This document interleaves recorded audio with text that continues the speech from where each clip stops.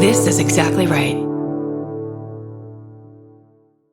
If audiobooks are your thing, or if you've been meaning to listen to more of them, you should check out a podcast called Earsay, the Audible and iHeart Audiobook Club, hosted by Cal Penn. Each episode spotlights standout audiobooks on Audible across all kinds of genres. Sci-fi, comedy, romance, thrillers, and more, with Cal talking to guests who help break down what makes each story worth listening to. It's a fun, easy way to discover your next great audiobook. Check out Earsay on the iHeartRadio app, Apple Podcasts, or wherever you get your podcasts. Goodbye. The best time to think about home security is before you need it. That's exactly why there's Simply Safe. Traditional home security only alerts you after a break-in has already happened, and that's too late. Simply Safe is changing that. Simply Safe's U.S.-based live agents identify threats on your property and help deter them so intruders never get to your house. The system is customizable so you can build one that fits your home and your specific needs. The 24/7 professional monitoring is effective and affordable and won't lock you into a long-term contract. I think that's what's so scary for so many people is that long-term contract. And like, what if it turns out you don't like it or need it,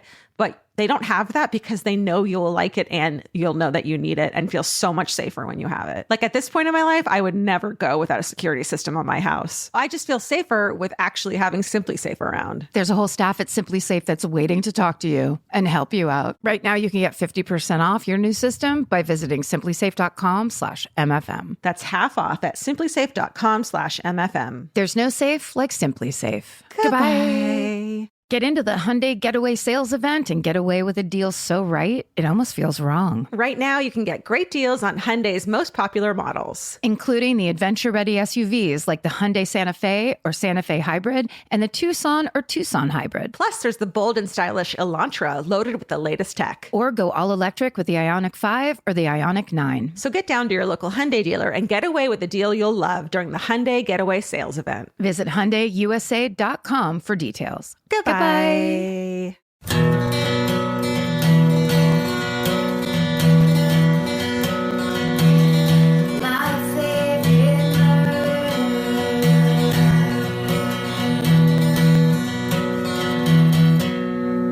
you're going to do something, don't half-ass it.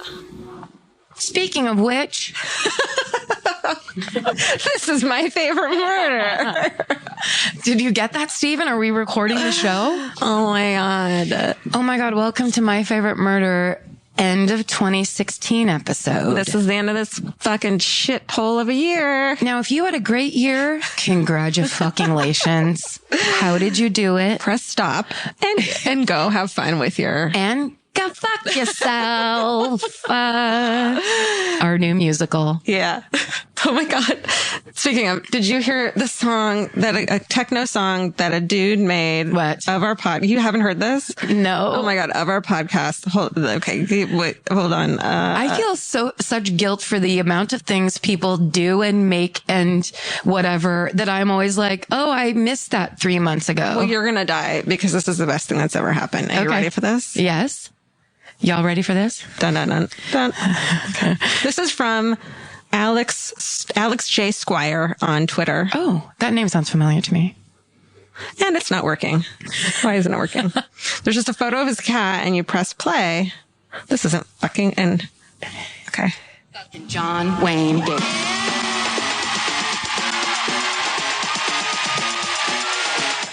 John Wayne Gacy. Chicago Live episode. Oh. John Wayne Gacy. God. Fucking John Wayne Gacy. Oh. What? Fucking John Wayne Gacy. Oh my God. I can't believe you missed that one. I can't stop smiling. No. That's you saying who? That's you announcing at the Chicago Live show who you're doing, and you go John, and I go yeah, and it's like this perfect. It just goes and goes like that. Oh, that is. Thank you, Alex J. Squire. Oh my God. Talented motherfucker. Are you friends with Diplo? Because that was incredible. That's the new hit. You're hearing a very familiar laugh. Yes, we can't ignore it. Noticed. A lot of you know and love. That's right. We actually have in our wrap down 2016 holiday spectacular. Anything goes. And who the fuck knows? Our friend, and our guest, Mr. Guy Branum. Hello. Good to be here. So excited. I want that track so bad. I have a dance track from the 80s that is Margaret Thatcher speeches. No. Turned into an acid dance song. No. And Oh my God. I love this so much. You guys are also astoundingly lucky with your fandom. Oh, for fuck's sake. People say it and you're like, yeah. No. But like, it's crazy. It's weird. It's The crazy. extent to which their response to all of this is, she just described a brutal murder. I need to make this a project. Yes. Well, actually, I have something to surprise you with, Karen. What more? Yes. So, Because me hearing my voice with techno music behind it is like, that made 2017 for me. Totally. So, I mean, fuck, this year's a fucking bust, but that you can carry it on to next year. That's right. Okay. So I got a package in my P.O. box and it just said it was to me. So I opened it and I'm sorry. And I got this letter that made me cry, like literally almost made me cry. I was really depressed today. And then I read it and it made me feel better. It's basically this girl who's like, thank you guys so much. I went to a Chicago show. I also told my mom now secretly listens to the podcast, and she lives in Alabama, and she's a quote rich white Republican Southern Baptist mother and is a closet fan, and she can't tell anyone about it. Yes. What's her name? When the girl found out that we were doing Chicago again, she said, I immediately bought my mom a plane ticket to Chicago to go. Her name is Chelsea. Why? And look what she gave us. Open this. Well, here. Oh, I'll shit. show you. She works at a company. She works at like a beauty product company, and she sent us a whole line of Sweet Honesty. No. Oh my products. God. Oh my God. I know. Is this the original or is this how they market it now? I think it's still around. There's Sweet Honesty from the live show. But it at looks Chicago. so 70s. I know, but Avon Sweet Honesty. yeah. No, was that a real thing? Was it a real? Yeah, it's real. That's why that girl had there was this thing. She had basically, it was like, Love's Baby soft perfume from the 70s. Like if you had a t-shirt of that, this was Avon's version, which was Sweet Honesty. Let me see if I can find her Twitter so I can get God. And one of these looks like, oh my God. Wait, this is what they sell now. Cause this looks like, a remember roll-on Tickle? deodorant. Yes. No. Old deodorant. It looks like deodorant from the 70s. This is the podcast that made me try to figure out how my mom could listen to podcasts, because she loves true crime so much. We got to get Debbie on board. Debbie on board. I don't know how we're going to do it. Remember when you'd have to buy your parents an iPod to get them and download a bunch of fucking shit for them to listen to it? She put it in a drawer.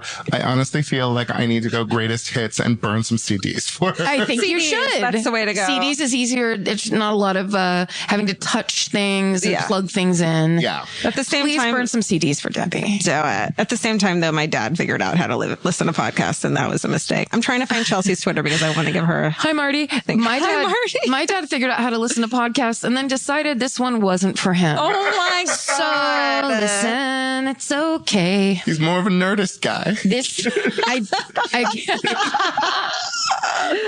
like, I just want to listen to men talk. I love it. Yeah, women are so boring. Can I spray some Sweet Honesty? Absolutely. You can. God, yes. Okay. You gotta huff it. Actually, I gotta.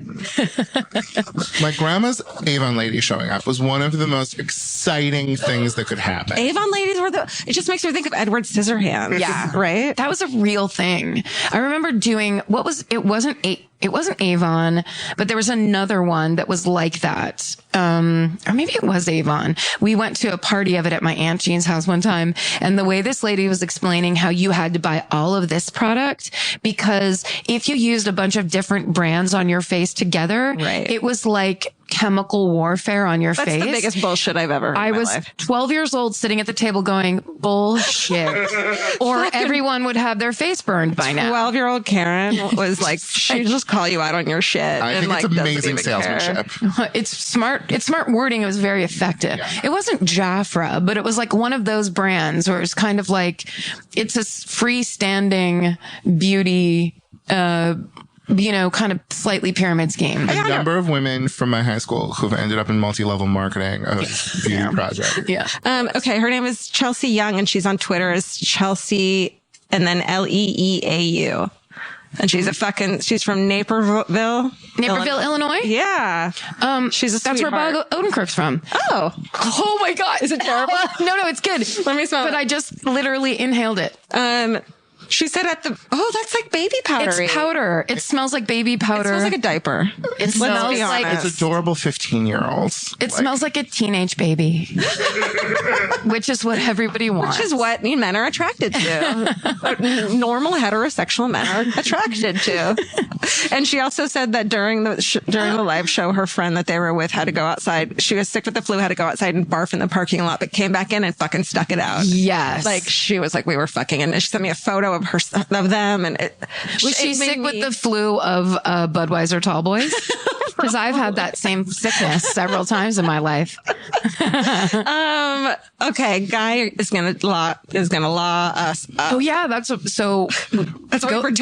brought you here on those pretenses. That's right. So, like, you guys talk about law things a lot. Like, you talk about murder. We talk about them with a lot of confidence, even though we fucking don't know anything. It's true. All right, There's a lot of theorizing. Open up. Do you guys have any idea what the difference between first and second degree murder is? Intent? One. Oh, okay. Why? I don't do Roman numerals. Sorry. You're right that it is intent level. It is basically, so like first degree murder requires premeditation. Right. But that isn't really planning. That's mostly just like being in a right enough mind to be like, even for a moment, like, I want to kill this person. And then doing it like immediately after? Yeah. I mean, you do need to like both have the mens rea and the act happen. Sorry, what's that? At the same time. I don't know that word. That's a state of mind. Intent is state of mind. Oh, I thought mens rea was your period. It does sound like real nasty period. So, but second degree murder is horrible. Second degree murder is either like your passions were raised by, and like the paradigm is you see your wife fucking somebody else and you either kill him or her, or like heat of the moment, kind of. in the moment, or like you're like somebody starts a fight with you and they don't use deadly force, but you are trying to defend yourself And it escalates. so you kill them. Those are second degree murder things, but second degree murder is used for like the worst things, like that dude on Ellen, or not on Ellen, what was the Jenny Jones. Jenny Jones We dude? did that one, yeah. Yes, or the guy who killed Harvey Milk. Oh, I almost don't. Dan Brown. Don't talk about it. I almost did that one. Oh, okay. No, I'm gonna. it's- Talk about it. It's really good, but he basically said like, I was so freaked out by being around gay people and I'd eaten so many Twinkies that I wasn't in a right state of mind. And so, And okay, he got fired and he got pissed off and came back. So isn't that premeditation though? I mean, it all depends on what the jury believes. And the thing is like the jury is so willing when it comes to like a gay guy hit on me and then I killed him, means you're doing 6 years instead of like I decided to kill some gay guy, which is like 15 to life. Wow. You know, Like if they can empathize with you, yes, you're better off. And so like second degree murder is this terrible situation where like it's completely screwed over for women, because in the like 70s they tried to sell this idea of battered wife syndrome. The thing is that like Burning Bed, right? Burning Bed. Yeah. What's that? I don't know that. The Farrah Fawcett made-for-TV movie called Burning Bed. But based on a real story. Based on a real story. This woman was so terribly abused. I remember watching it with my mom, and at one point, I mean, it was incredibly graphic, of basically showing what domestic violence really looks like. Yeah. And it's incredibly intense. But it was on at like 8:00 at night on ABC or whatever. And I remember at one point my mom goes, I think you should go to bed. But you didn't. No, of course not. I was just like out of my way, lady, like standing closer to the TV. But it was basically to try to show people this whole thing of like, yeah, knock your wife around to shut her up. It's because it's like, in my mind when I was a kid, it was like, it's romantic. It's because he loves you so much and it's so passionate and you guys just have this intense relationship. And then you see the reality of it and you're like, this is just brutal fucking bullying and awfulness. Cracking someone across the mouth because she's lippy is not a fun thing to say to your friends in the bar, when actually it's a horrible pattern because you were abused. And once it starts, it can't stop because you're in this, like, in a rage fit and you beat a person up like they're a man. And then if when you're older and you're in a good relationship, and the thought of like Vince, when we get in a fight, which happens, him just fucking smacking me because he got like, that would be that would change my world. And the fact that this is a normal thing for people bothers me so much. But the thing is, what's so fascinating is that, like, really quick. Yes. So at night she burnt his bed while he was in it. Then she got off, right? When she went to, that's a horrible way to die. But the thing is, like, how we learned it in law school, like, basically is, the terrible thing is for, like, second degree murder, it is generally a dude grabbing a gun right there, or it has to be sort of like within the same window of time that his second degree murder sort of like act of passion happens. But women who have been beaten don't do that. Right. They stew, and then 3 weeks later or 3 years. Yeah. And they just finally like break and like shoot him or burn the bed or whatever. And like so uniformly, battered wife syndrome was rejected by the courts as a thing. But it's almost like I feel like it's even worse because they're going through years and years of constant torture and having their minds fucked with because they never know how someone's going to react. And so they're not even in their right mind, when they're planning it beforehand. The thing that's so creepy about all of this is that so many of these ideas were built in the 1600s in England when, like, things that were very immediate we understood, but the notion of sort of like a long simmering, like, psychological torture, nobody understood because they all died when they were 34. And also that men so had the mic that it was like, well, they would have to understand how a woman would interpret abuse and approach it as opposed to how it would feel or how they would react to it, which they would be like, well, that's not how it's done, as opposed to that's not how maybe men do it or how to the individual. Well, beating your wife is legal. Like beating your wife was in just the Bible. illegal. Yeah, it's in the Bible. Can I say this really quick? Just so everyone knows, Guy Branum is a lawyer. Right. The reason that we're having him talk about some credentials. We know all this is that you are legally a lawyer. I graduated from the University of Minnesota Law School in 2001. That is amazing. Which means I am an expert on the law of murder and other things in the same way that Karen and Georgia are experts. No, in a much better way. No, finish that sentence. I haven't done this in 15 years. So this is basically just what I remember. Oh, good. But like from that, let's hop on over to murder's best buddy, rape, and understand that like in common law, in sort of like the origin of our entire legal system, it's a horrible construction of this situation where it has to be a violent act. It has to be against someone other than your wife. Like, the old school laws, and there have been many laws that try to sort of like update things. I hate like that intimidation, and a woman going along with things to not get murdered shows that she, like she didn't fight. So it wasn't really, like that kind of thing where her pants would have been hard to take off. So she must have been consenting. So basically one interesting thing that you guys like comes up on the show a lot is in some states you still have rape laws that have been updated.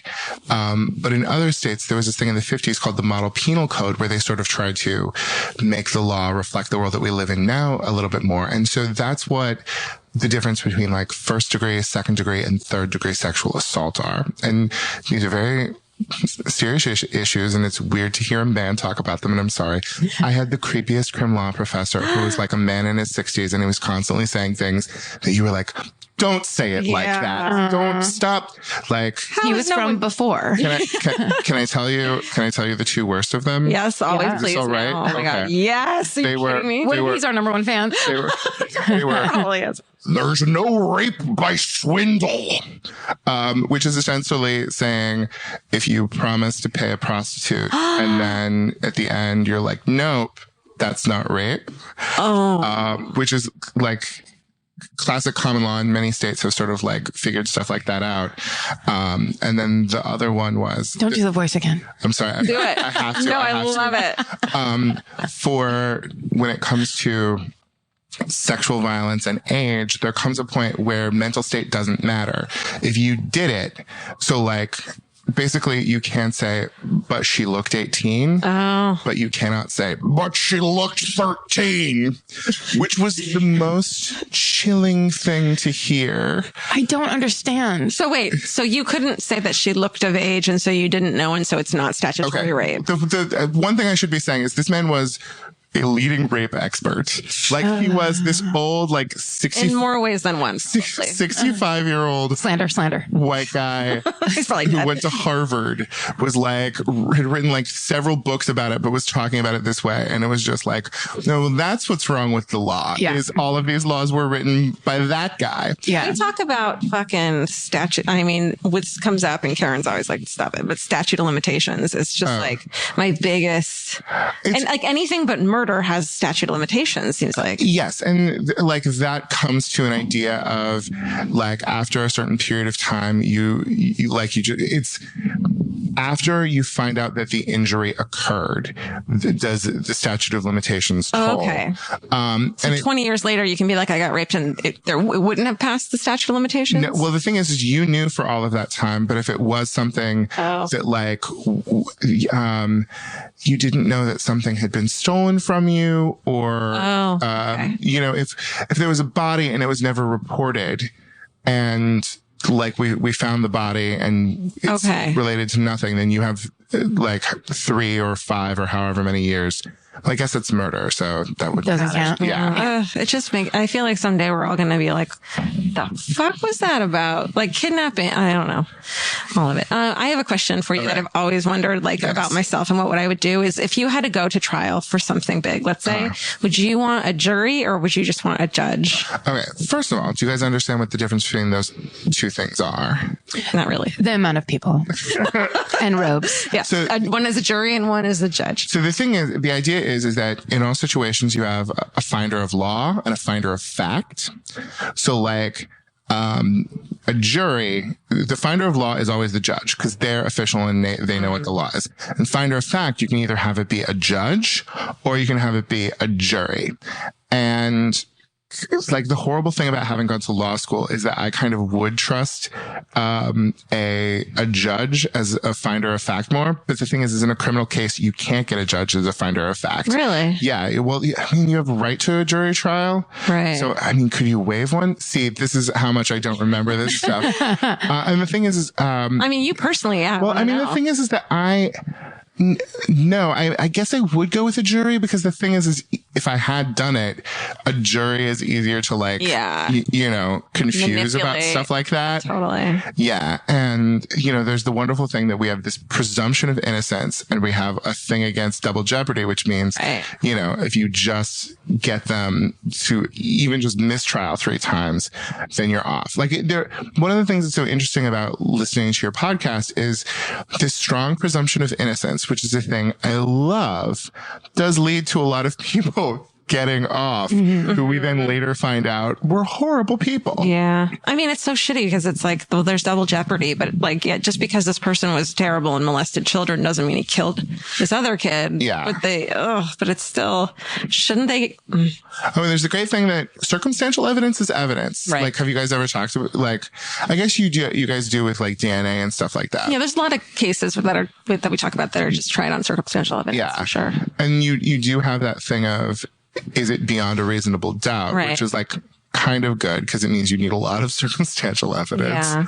But there's also the weird thing of like, it is just these 12 people kind of deciding it, which means that like jury instructions are always the most important thing. Yeah. Jury instructions are like a judge laying out what are the like 5 clean questions that you need to ask to figure out whether this was the person who committed the murder. Well, and do they do that when everything is done before they go to start to decide or at the beginning before the case is presented? Okay. So basically at the end of the trial, both sides will submit a set of jury instructions. These are the ones that we want them to be. And then the judge will basically, between the two of those, sort of like synthesize jury instructions that he feel or she feels best sort of like reflect the law as it exists, and then submit those to the jury. But that would be great and wonderful if it wasn't for the fact that the prosecutors are doing anything in their means, including make up, you know, false stories to get their client off. You know what I mean? You mean defense attorneys? No, the prosecution. I guess both. You said get clients off. I mean, sorry, get their to either. Okay, yeah, the defense to get the clients off, but also the prosecution to get this person charged. And the thing is that in my head, I'm always like the prosecution has such a better position because like before anything else, a DA gets to say, is this person clearly not guilty? Like a DA can totally just say, I'm not going to prosecute him. And like they kind of have the apparatus of the state behind them. And defense attorneys, when it's not People versus OJ Simpson, like so much of the time are like, they're worse paid. Yeah. Like for everything except for white collar crimes, they are like worse paid and they have like worse support and everything. And I do have more sympathy than I probably should for defense attorneys who are like trying to, like get somebody off through technicalities. Yeah. Like, let's never forget that in the late 1970s, Ruth Bader Ginsburg was going to the South to people who had been convicted by all male juries and had death sentences and stuff and saying, let's reconsider his sentence because there were no women on this jury. Wow. And that's why you guys have to serve jury duty now. I do. Because Ruth Bader Ginsburg made you equal, but in the process kind of got some assholes like a second chance, even though they did what they were convicted for. In my mind, and this might I might be fucking putting my foot in my mouth, but I'm more dubious of the prosecution than I am of the defense. Yeah. I mean, but also defense have so much pushing them to like fight for technicalities. Yeah. Where like, I just feel like. Because they're kind of there to just go, they cut down to the bare bones of like, look, this guy's this and he's going to look guilty. How do I cut down on how guilty he looks and just get the lowest number that we could possibly get? And the thing is like, you do, I mean, it is like defense attorneys, like, shouldn't they all be plea bargaining? Like, I just feel like good attorneys in any situation really should be coming to some sort of agreement beforehand, because going to a trial is just chaos. You don't know what those people on that jury are going to say. It's crazy. It's crazy. Crazy. Please, let's never be in that position. You guys, let's do our very best. Okay. Do you want me to answer the question from last week? The key question from last week? Yes. Repeat the question for everyone. Well, it's your question. Okay. My question was, I said life imprisonment. A sentence of life imprisonment isn't life in prison. Right. Well, it came out first, not to be argumentative. Yeah. The first thing you said was life in prison means 10 years. Well, yeah. Which is when I said you're full of shit. I didn't mean 10 years exactly, but yes, I meant life in prison can mean. That's how we started talking about it. We were like, and then I was like, what the fuck is going on? In the 1970s, Georgia comes close to being true. Like, really? But I'm sorry. I love vintage clothing. Look, so it's not. Is my place. It's not remotely true anymore. But it is. So like, basically. So you have either giving somebody a number of years, and sometimes you get the ridiculous number of years, and you're like, why are they putting this person in prison for 572 years? And that is because they have committed a bunch of crimes, but of a sort that life imprisonment is not an option, and they're trying to put the person in prison. And then there's regular life in prison and life in prison without parole.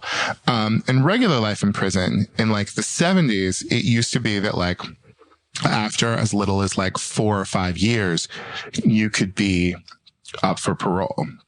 Which why use the word life? Right. That's like a time in prison. It's ridiculous. Yes. It's like a statement that means nothing. It means nothing. That's so confusing. So what happened is because people kept getting off and going, no one knew it, and right? killing some more people. Yes, that you started getting these laws that were called truth in sentencing laws that basically said, and I think a majority of states have passed them, and a lot of states now and the federal government have the option of life imprisonment without parole.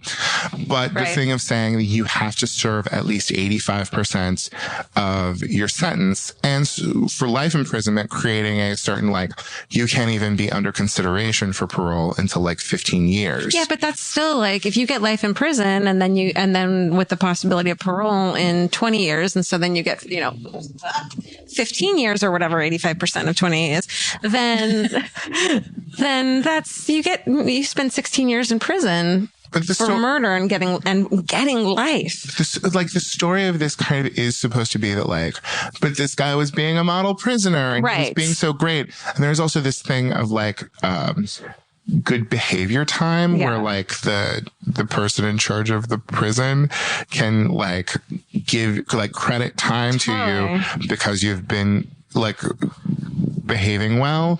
But that is that thing of like, is prison reflective of how you're going to behave in real life? No. I mean, of course not. And this is now we're getting back into the Mary Vincent case. Yeah. Where that's what happened to the man who attacked her and viciously maimed her, where he was so good in prison that for, I can't remember his first crime, whatever it was. It was probably murdering a woman or something. He spent 4 years in jail and then got out to a lot of these almost kill her. But let's talk about the awesome and cool ways that you can punish people for being assholes. Okay. So Georgia and I are this is right up your alley. Georgia and I are getting more champagne in us. So this conversation, let's hope, is getting smoother. Let's do it. Okay. So first of all, let's just go back to what does it take to make a murder? What do you think it takes to make a murder? We already talked about the dark intent. A knife. Oh, you make your fucking joke about the dark. But let me tell you, for burglary and arson, at common law, they had to happen at night. What? If you just broke into someone's house. What does that mean at common law? Common law means the way that like the law originated in England way back when, but was still the valid law in the United States until like in places the 20th century. We didn't change shit because we were stupid. They had to change shit because we were stupid. But like in the same kind of olden times where you could not legally be considered to have raped your wife, if you set somebody's house on fire in the daytime, you were fine. That's my God. The best. And what? They said it was a mistake or something? Or like... The thing is that all of this... You weren't being sneaky? All of it, yes. It was just like... Well, the dude who owned the house really should have been watching it better now, shouldn't he? Because neighbors are assholes. Yeah, that's right. And so that's all the law that just exists without us doing any work about it. And then eventually, like, state legislatures had to come along and be like, well, we should do something about this because they keep stealing during the daytime. And everyone's like, but it's tradition and this is how they did it. But there's lights at night now that it's 1984. Okay. What else do you need? Like, what else do you need for murder? Intent. So we said intent. Shit. What Don't else? fucking steal my answer. Did you say intent? Yes. Intent? To kill somebody? Okay. That's another thing. Okay. This is something we talk about a lot is I think it's fucking insane that attempted murder isn't tried as murder. Okay, that's what we're getting towards. I was just listening to an episode where you were ranting about that, and so I don't rant. So I was talking about that. That's hilarious. So basically, there are three kinds of crimes where you don't have to do the act. So the thing is that like the thing that makes murder is that you commit a violent act that deprives someone of their life. Right. And the magic is the difference between depriving someone of their life and not is huge. Wow. I could punch the shit out of Steven right now. No. And if he survived, then that would just be battery and assault. And I would go to jail for 6 months. Is that because they can't prove your intent? Or even if you... No, the thing is, it requires the same intent. Intent doesn't mean I want to kill Steven. If the exact same punch, that is just fuck that dude. Yeah. Punch. And he's still alive afterwards. That's battery. And maybe go to jail for 3 to 6 months or something. The exact same punch. If they call it the, was it glass victim or something? Delicate Stephen syndrome? Delicate Stephen syndrome. Under Delicate Stephen syndrome, and he goes down and he's dead, I go to jail for 15 years to life. Yeah. It is just... Just because Steven's face couldn't take it? Yes. It is just that much of a difference. Steven. Just because he loves cats? Just because his mustache didn't reflect the fucking punch?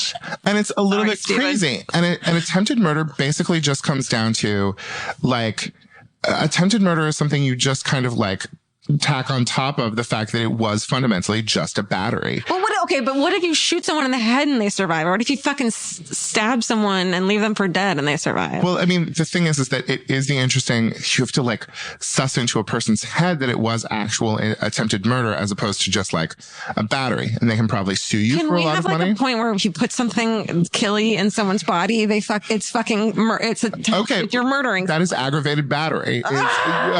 Use of, I mean, putting something killy is actually a legal concept. And it's like the difference between first degree sexual assault and second degree sexual assault in a lot of states is did you use a killy? Did you use a killy thing when you were raping her?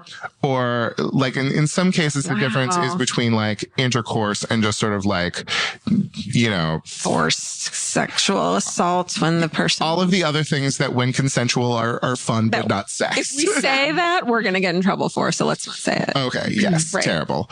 You mean what you just said? What? No, I think I agree. Yeah. No. No, I just mean like explaining what the difference is going to piss someone off because it's such a fucking, it's so, okay. Yes. Anyways. We're just talking about the facts of what it is. Okay. It's not a joke. So the point is that my intent doesn't matter. Like my specific intent to kill doesn't matter nearly as much as what happens to Stephen.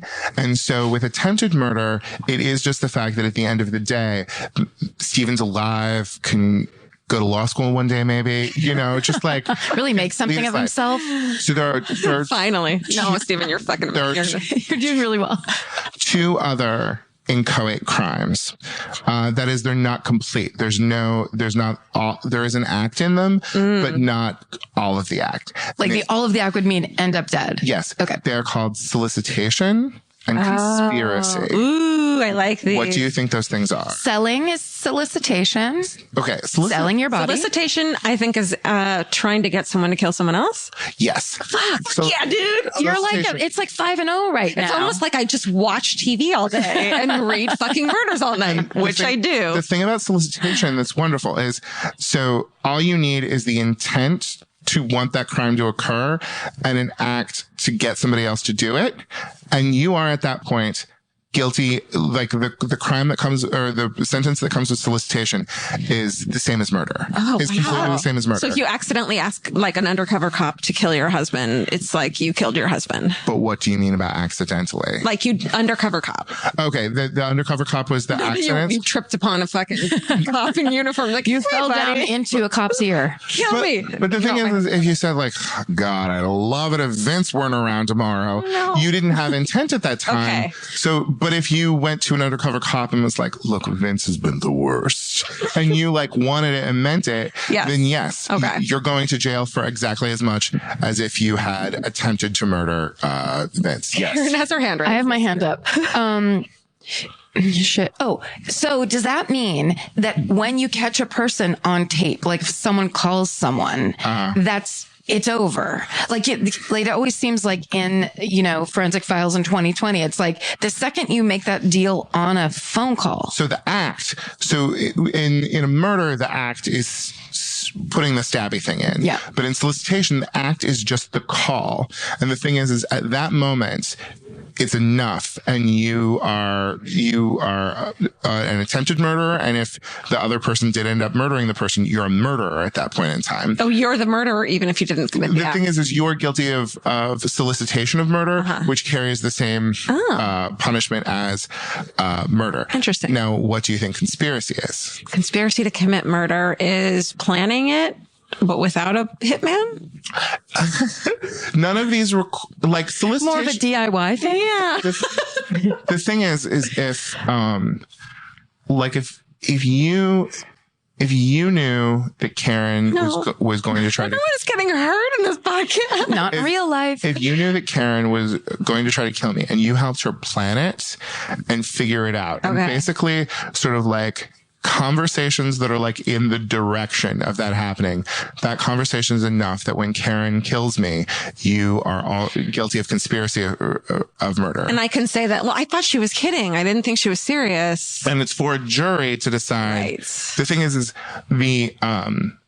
is for the judge to say, if she thought she was kidding legitimately, that's not conspiracy for murder. Is it admissible? And it's it's not a question of admissibility. It is a question of just like legally, that's a mistake that absolves you of your mens rea, your mind state, your intent. There's my word again. And so, but it's for the jury to be like, to look Georgia Hardstark in the eye and be like, is she bullshitting us? And if they think that you're not bullshitting, then you are guilty of the same punishment as murder. Wow. Okay, I have my hand up again because so that is this thing that's now coming up all the time where people are only now realizing that everybody doesn't react the same way. So if they look someone in the eye in the courtroom, there's a lot of these A Crime to Remembers where it's like, she was icy cold and, how dare a mother of two be this way, therefore she's guilty. Yeah, she didn't burst into tears. Yeah, she didn't act like a woman, quote unquote, and so she's guilty or whatever. So it's that thing where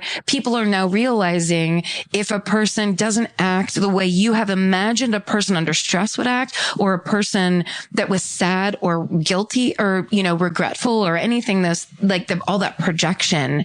But instead it's like every individual deals with that and situation don't you differently. When I watch confession or when I watch interview or, what's it called when you talk to a perpetrator, you mean in court? No, in like the police room. Interrogation. Thank you. I'm like trying to study that person and every single thing they say, but you just can't fucking know. No, they never look guilty or innocent in a traceable way. My friend Chris Schleicher is obsessed with if he's ever anywhere remotely near a murder, then they're going to automatically convict him of it because he's not going to react the way that he's supposed to react. That's right. He's going to be chilly and all of that. This podcast is brought to you by Squarespace. Every successful small business starts with someone saying, I wonder if people would actually buy this. Squarespace gives you everything you need to find out. From consultations to events and experiences, you can showcase your skills with a customizable website designed to attract clients and grow your business. With Squarespace's collection of cutting-edge design tools, anyone can build a beautiful, professional online presence that perfectly fits their brand or business. Get paid on time with professional invoices and online payments. Plus, streamline your workflow with built-in appointment scheduling and email marketing tools. Head to squarespace.com/murder for a free trial. And when you're ready to launch, use offer code MURDER to save 10% off your first purchase of a website or domain. Goodbye. The best time to think about home security is before you need it. That's exactly why there's Simply Safe. Traditional home security only alerts you after a break-in has already happened, and that's too late. Simply Safe is changing that. Simply Safe's US-based live agents identify threats on your property and help deter them so intruders never get to your house. The system is customizable so you can build one that fits your home and your specific needs. The 24/7 professional monitoring is effective and affordable and won't lock you into a long-term contract. I think that's what's so scary for so many people is that long-term contract. And like, what if it turns out you don't like it or need it, but they don't have that because they know you'll like it and you'll know that you need it and feel so much safer when you have it. Like at this point in my life, I would never go without a security system on my house. I just feel safer with actually having Simply Safe around. There's a whole staff at Simply Safe that's waiting to talk to you and help you out. Right now, you can get 50% off your new system by visiting simplysafe.com/MFM. That's half off at simplysafe.com/MFM. There's no safe like Simply Safe. Goodbye. Vacation planning should feel like a breeze, not a deep dive into countless travel sites searching for the best deal. With Cheap Caribbean's Budget Beach Finder, you can search every destination and every date all in one search. You'll save time and money with the Budget Beach Finder. Say goodbye to endless scrolling and tab hopping and hello to Budget Beach Bliss at your fingertips. Go to cheapcaribbean.com to try out the Budget Beach Finder and see just how stress-free vacation planning should be. Goodbye. One of the things that's interesting is that the idea of how a person would behave is it's an interesting legal standard of how would a reasonable person act. So the thing is let's say I was walking, I'm much larger than Georgia. I was walking towards her menacingly. She became terrified and thought I was going to try to kill her. And she bludgeoned me with the Amy Sedaris crafts book that we just had. The question for the jury is A, did she legitimately think I was going to use deadly force against her? And B, would a reasonable person have thought I was going to use deadly force against her? And that question of how would a reasonable person react is always so problematic, as we saw with like Trayvon Martin and so many situations where like we can put our minds into the head of, white dude, but we can't put our heads into the mind of like black teenager. Right. So my rule of pepper spray first and apologize later is probably illegal. No, that's kind of fine because it's non-deadly force. Right, that's true. And non-deadly force, the wonderful thing about pepper spray is the difference between deadly force and non-deadly force is huge. And if somebody is using non-deadly force against you, like if somebody is not trying to kill you, right? And they think they're threatened, and you use any level of non-deadly force, you're fine. That is self-defense. Beautiful. That is perfectly good self-defense. The thing is you need the other guy, the bad guy, to be attempting to kill you for you to sexually anything. You don't know how it's gonna. The terrible thing about the operation of the law as it exists right now is that it does kind of require that he or she be trying to kill you for you to kill them.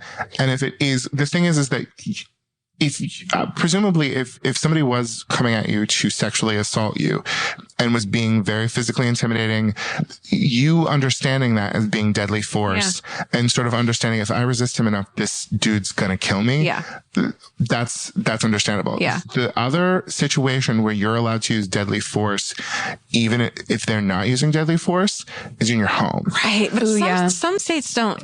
Yes, do that, it does vary state by state. It does vary state by state. But generally, there is a duty to retreat. Yeah. In a lot of situations, but you're by who?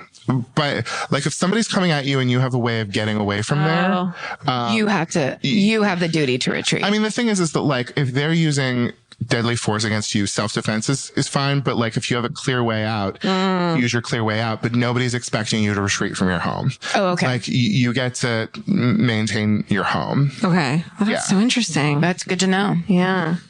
Fucking hide knives everywhere. That just reminded me of just a quick anecdote. Do it. So it's getting heavy. Well, this is just an interesting thing of like being in the home. And also we were talking earlier about growing up in the country. My old roommate, Maleva, grew up in a town called Auburn, which is like 20 minutes north of Sacramento. Beautiful. And just a gorgeous, gorgeous area up in the old gold rush country. Yes. And redwoody kind of thing? Not redwoody because that's closer to the ocean. This is more, but it's very foresty and hilly. And just a lot of houses. Every house is 5 miles away from the other house. No. There's no such thing as real neighbors. I don't think I've ever not shared a wall with a neighbor. That scares me. This might really make you uncomfortable. Okay, tell me. Because so one night, and they all grew up like that. And my friend Maleva told me the story that she, one of her friends, was home alone as a teenager and got up to go to the bathroom in the middle of the night, and her parents were like away for the weekend, and she stepped into the dark hallway and there was a man standing at the other end of the hallway. So she just started making the weirdest noise that she possibly could. On purpose? Yes. Like, cause she just was like, it was just an instantaneous decision where she's like totally alone. Wherever the gun is, she's nowhere near it. Shit. Blah, blah, blah, whatever. So she just started like being crazy creepy, and it freaked this guy out and he ran out of the house. Fuck yeah. That's so smart. Isn't that amazing? That's so smart because I have this big fear that I'm going to get attacked one day. And when you're so freaked out, you can't scream. Yes. Which I know happens a lot in dreams, but it actually happens when you just try to scream and your voice is gone because you're so scared. Yes. Like I'm so terrified that that's going to happen whenever I read a murder story where the woman just starts screaming. I'm so impressed by that. Right. So I think those instincts are just like, and to do that is so impressive. It's crazy. And I think it was her following her instinct. And it's also like when Maleva made the noise for me, I was like, stop making that noise. It's really weird, guttural. It was almost like it being an animal, but it was almost like she's like, I'm an animal that might attack you. Yeah. And chances are when you think about stuff like that, there's probably a drug addict, like a local drug addict that was just trying to get something he could sell for money for drugs. And so he's just like, I'll just break into this dark house and I'll get this thing and get out. So he's probably high anyway. And then seeing some weird thing at the end of the hallway making that noise, like he probably stopped burgling, I like to think. Having the peace of mind when you're in like probably the most scared situation you're ever going to be in, to play on the other person's sense of fear is like, it's just so self-possessed. It's a very good idea. What are other ways we can do that? Well, like sometimes when I walk the dogs and I'm scared at night because I'm walking them in the dark, and I'll like pass a house and then I'll look into the window and I can see people, and then I'm like, oh, maybe I'm the creep. Like I always think the creep's behind me, but I could be the creep. I'm sorry, if they're not closing their fucking blinds, then they're asking for it. Right, but like all it takes is the difference of being the girl walking a dog is like, I just stepped behind this tree and now I'm the weirdo. Or the person across the street sees you standing behind a tree looking in a window. Oh my God. Yeah. On a slightly related note. Yes. When you're a gay guy walking down the street at night and a woman starts to walk faster or have any of the reactions that are the most normal reaction to a man walking behind you in that way, it's so funny because I've talked about this with friends. The inclination to, sometimes people I know have started to pretend to have a phone call so that they can have gay voice. Oh my God. Or just yell, I'm gay at her. I mean, I most frequently will start singing to myself. Oh my God. You're crazy, guy. To just be like, don't worry. Yeah, girl. Yeah. I thought you were going to say, take the time to criticize her hair. And then she knows she is not in any danger. Do you guys think, okay. I have literally been in the situation where I giggled at something and a woman's physical behavior on a street was just like, oh, I'm fine. Yeah. I was like, actually, sir, can you walk me to my car? Yeah. I got freaked out. That's insane. Do you think, I always think like if I acknowledge someone and smile at them and say hello or whatever, that I'm letting them know that I am aware of my surroundings. And so I'll stop and get my phone out and let the person pass me and say hello to them and like not. Yes. Can I just say this? Did I tell you about that book that I got?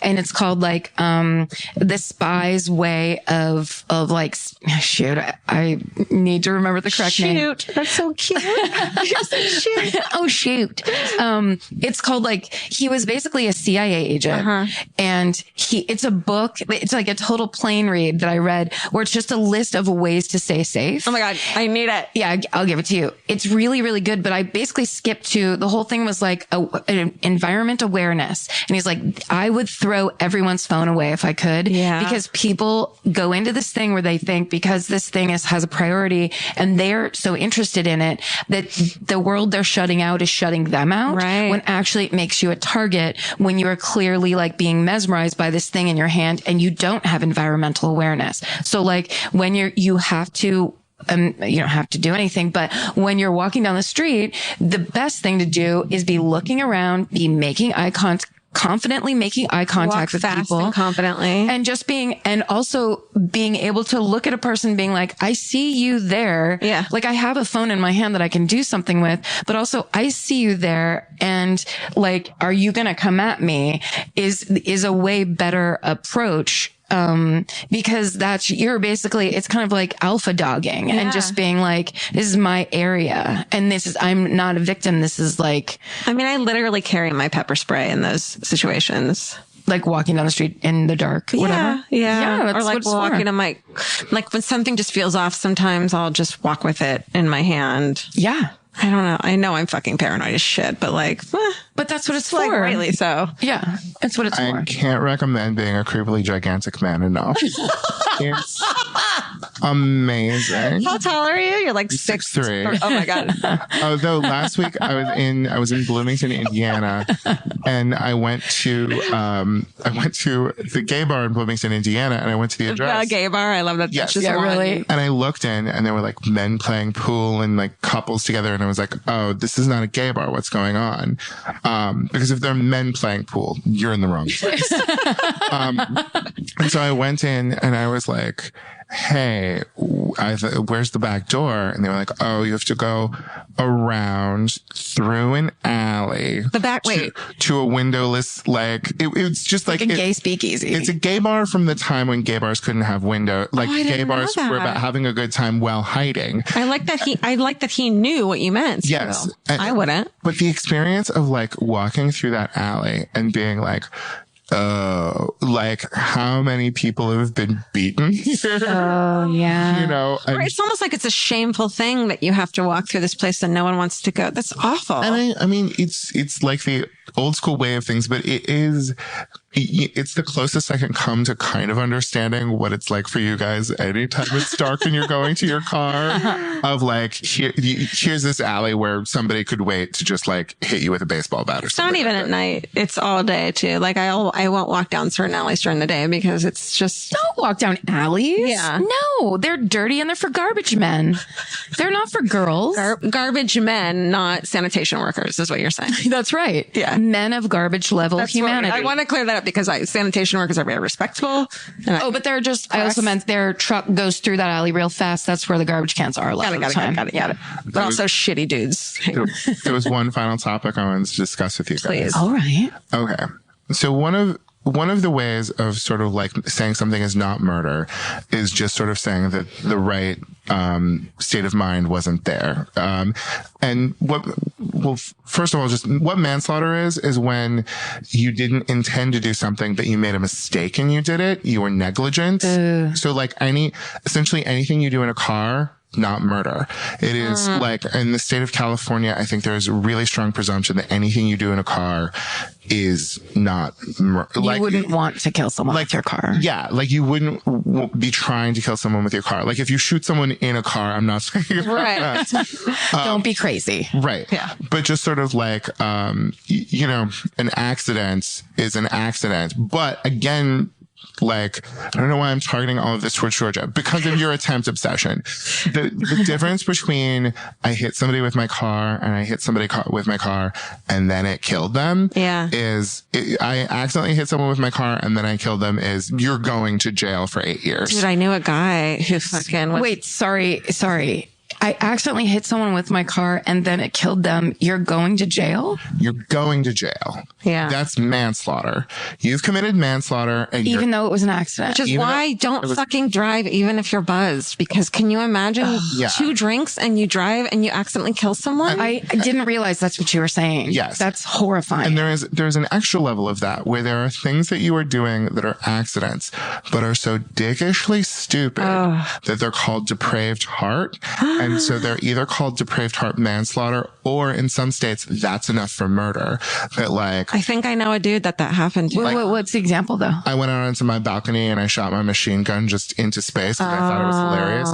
I just drove my car into a farmer's market because I thought it would be funny. Ooh. Like who doesn't? No idea. That's not the same thing at all. Well, I know it. Okay, so I know a dude. He was fucking high on meth. There was fucking traffic on the freeway, and he decides to fucking gun it in the not next to the fast lane, like the pull off lane. Mm-hmm. Some fucking people had broken down in that lane, and he comes around a curve and hits them, and they fucking.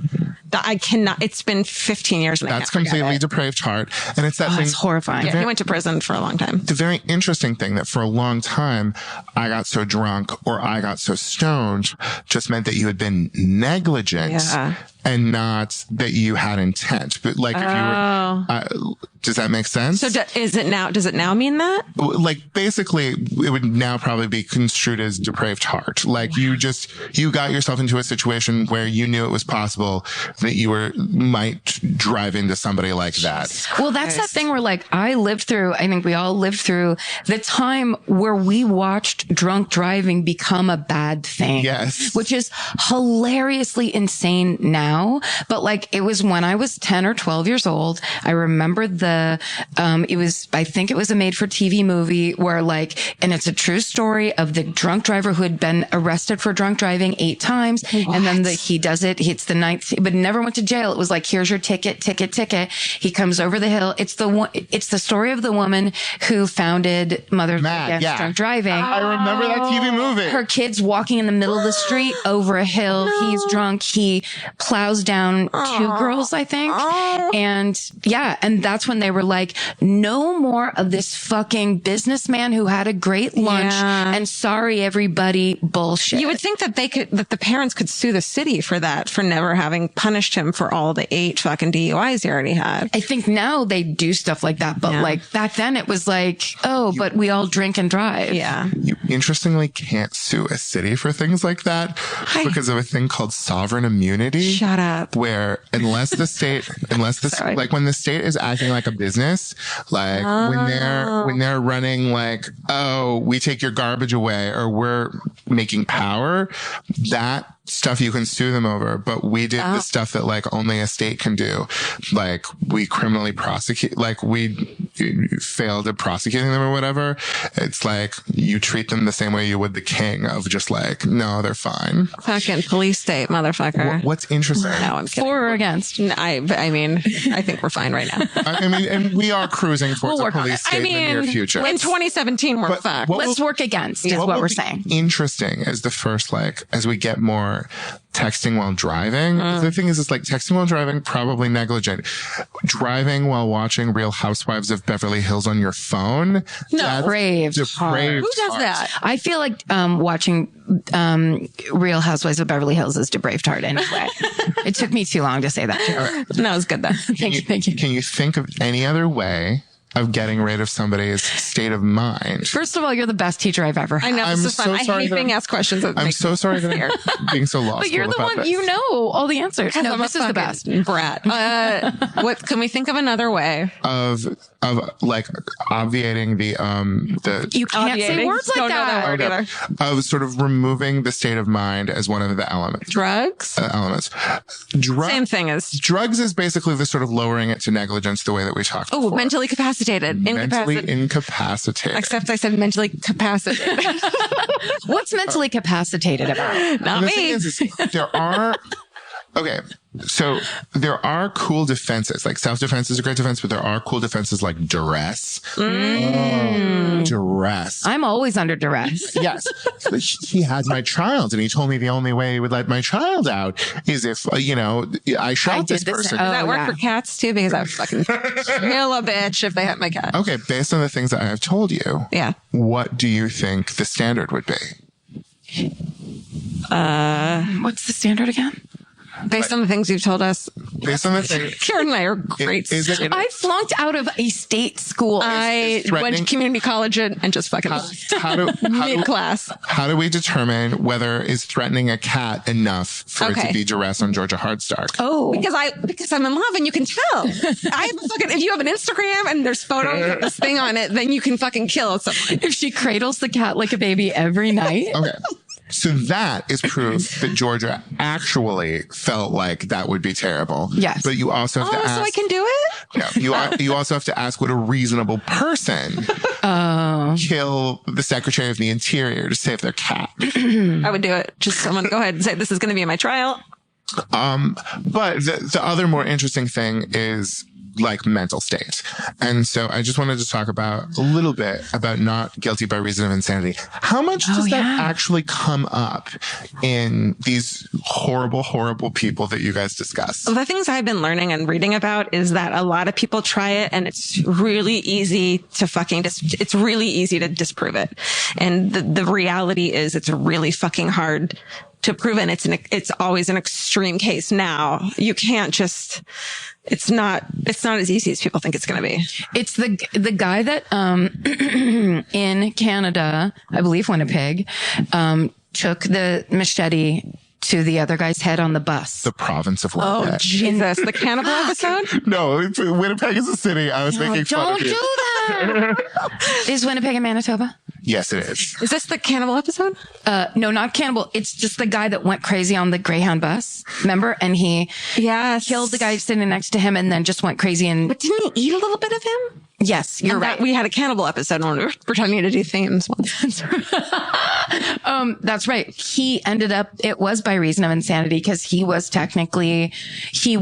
I believe, schizophrenic, but not taking his medication because it was like his family was basically judging him for being schizophrenic. Like, you can't be crazy. But based on that, though, like, if you're schizophrenic and you stop taking your meds, aren't you responsible for that? Like, you can't just stop taking your meds and kill someone. All right. Tell us everything. Fascinating question. This is a 32-part question. It's been super hard. Also, have you guys done the Florida kid who ate the people in the garage yet? Bath salts? I believe it was bath salts. Ate the face? Or was he on steroids?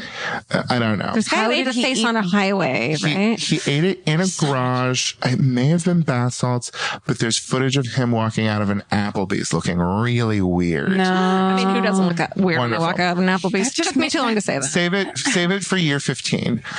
Anyway, so basically there have been like a couple of big theories about how do we figure out, is this person crazy enough? And the first one like started when a guy tried to kill the prime minister of Britain, and it's called the McNaughton rule, which was the rule for like a really long time. And that comes down to, could they not tell the difference between right and wrong? Right. Which is like, that's sort of like the classic question. And it's also so weirdly subjective. Yeah. And like in the 60s, we started moving towards this new thing called the Durham test, which was trying to be cool and scientific and more understanding of things. And the question was this a result of your mental illness? Was the act a result of your mental illness? And then the president got shot. Oh, right. And, Remember that? And For Jodie Foster? yes. Yeah. And what's his name said, not reasoned by guilty of insanity. And under the Durham test, he was judged not guilty by reason of insanity. And then every fucking state came back and passed laws that were like, fuck you, Durham test. And so, like some of them went back to the McNaughton rule. Some of them went in the direction of this thing called the irresistible impulse test. That sounds like a new Avon perfume. Which is irresistible. It's kind of fruity, with a Stinks of bullshit. punch of blood. Irresistible impulse is kind of that guy. Like the question is just, the classic question is, if there was a police officer standing by your elbow, would you still do it? And like, Manitoba bus guy just feels like, yeah. No, he absolutely was convinced that guy was like had a demon inside of him and he had to kill him. That's a really great question. Yeah. And it's I like agree. you're in this other world. Yeah. And it doesn't matter who's at your elbow. They're on your side. You know, the cop's on your side and you're fucking mind. Yeah, you're trying to protect that cop. Right. Is essentially the mentality. And that also goes towards that McNaughton idea of like, can you just not tell the difference between right and wrong? But it's like, like, you know, you got molested as a kid and so you think that's okay, and you molest your kid. It's like, that's right. That's what you're supposed to be doing, you know, in a fucking pedophile's mind. The thing is like, at this point in time, it's super, super hard to get a not guilty by reason of insanity. And then there's also the thing of like, even if you do not guilty by reason of insanity, you're going to a mental hospital for what should be forever. Like what should be until you're cured. Though you guys recently had a horrifying story. Was it recent or I just listened to it recently? We don't remember any of somebody, really somebody who got a not guilty by reason of insanity and then got out like within a year. All of them. Well, I feel like I think it was a little bit longer than a year, but our Greyhound bus guy is free now. Oh, right. Is free now in Canada. Oh, it's so charming. Yeah. And also like, I always think of like mental facilities where like, can I fucking go there for a week, please? But it's not like a yoga retreat. This is a fucking like shitty. Well, also they don't exist anymore. Right. That's true. They don't. A friend of mine went to a women's jail in Japan. Oh my God. I always just imagine that as the most amazing spa. I just imagine. Was it all Hello Kitty stuff? Like fish and rice 3 times a day. Oh my God. Light exercise. Like quiet. taupe linen clothing. Very quiet. Shiseido facial bar. Oh my God. There's a lot of exfoliating and gorgeous skin. Oh, the hair is just luscious. Poor dicks. But it's so small. It's like a small cube. Yeah, I mean, like my mom was a psychiatric nurse, head nurse at a mental hospital. And when Proposition 13 passed, they closed most of the mental health facilities in California.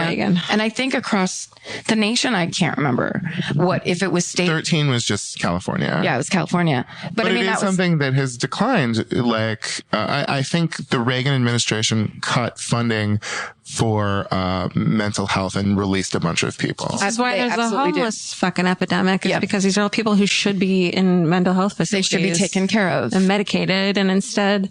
So that kind of thing where these days, if it's not guilty by reason of insanity, where do they send people? I mean, there are just like deeply overbooked state mental hospitals and some that are, I believe, specifically structured for people who have committed crimes. Oh, okay. So it's like a wing at a prison almost. Yeah. Oh. Yeah. I think California has that. Folsom, I think, is where the sort of like mentally ill people who have committed crimes. Let's go there right now. Let's do a Folsom trip. You know what's funny? My mom used. Also, I may be totally wrong about that. And let's just remember, I went to law school 16 years ago. This is my favorite murder, where being wrong is so right. I was just going to say really quick. There's a maximum security. It's a super max prison called Pelican Bay that's up in way northern California. And my mom used to go with her friend, Mrs. Manwiller. I can't remember her first name. Because Mrs. Manwiller was the kind of nurse, I think she was also a psychiatric nurse, and she would go there and give like tests to the residents for some reason. I can't remember what she was doing. Oh my God, I want to talk to her so bad. My mom would just go along and stay at the hotel, like read a book, and then they would like go to a fun dinner. Or I'm like, you're intentionally going to Pelican Bay, where like it's basically all about this super max prison. It's where they put it's her vacay. It was her vacay. That's right. And she was like, oh, of course I'll go. I'll just go up there with her. They have this great Italian place. And meanwhile, inside the prison are like all the Hannibal Lecters of like California. Oh my God, I wanted to. She didn't have to deal with you and your sister for the night. So true. So true. When I was in law school in Minnesota, they like took us to go see the prisons. And it's a weird thing of like, I'm from California where we have we just have so many of these things.